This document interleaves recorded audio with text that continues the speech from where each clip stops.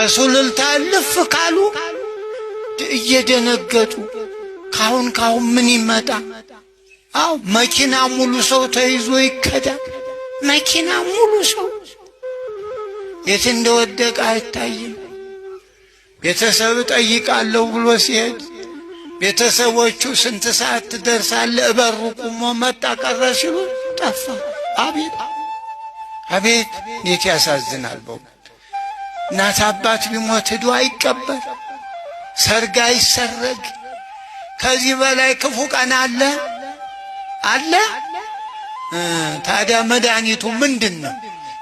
ያሉ መተከና አፋዴታ ዳጎት አዳሉ ወማጎቱን እንደኝ ዋቀዮን ልቡከ አብርሃሚቲ ይስሐቅ ብረና ታገልቱ አዳሉ አኒስ ሲቦዴኑካ አዳሉ ምን ዋቀዮን ሲታት አይቋል አዳሉ መተከና ኦሮሞ ኡመተዳ ኦሮሞዳ ቦታ ይጣፉ አመንቲቴ ሞተት ኪዳነ ምሕረት ይያለ ኪዳነ ምሕረት ሞተማ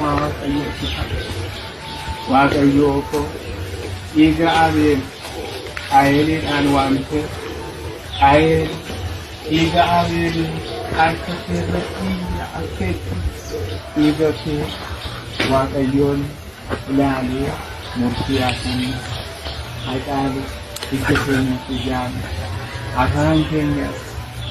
አፋንተኛ ኡመተከነ አብሳቴ ነመጡ ጋር ታዋለ ነጅራቴ ወማ ቡከን አፋቀልኩ ዮሌንቻ ጉደኩ ዋቀዮን ሶጂ አሰው አይጣሉ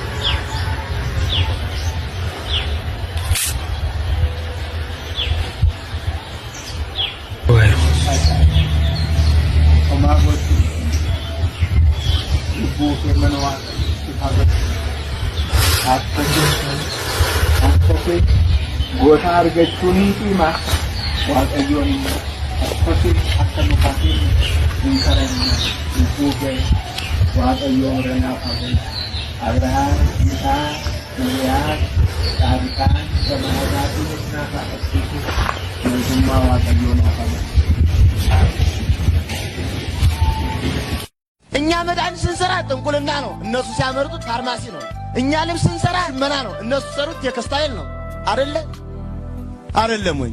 እኛ ብረት አዘጋጅተን ቀጥቅጠን መስቀል ስናዘጋጅ ቀጥቃጭነት ነው፣ እነሱ ሰሩት ደግሞ ብረታ ብረት ኢንጂነሪንግ ነው፣ አውቶሜካኒክ ነው። አይደለ?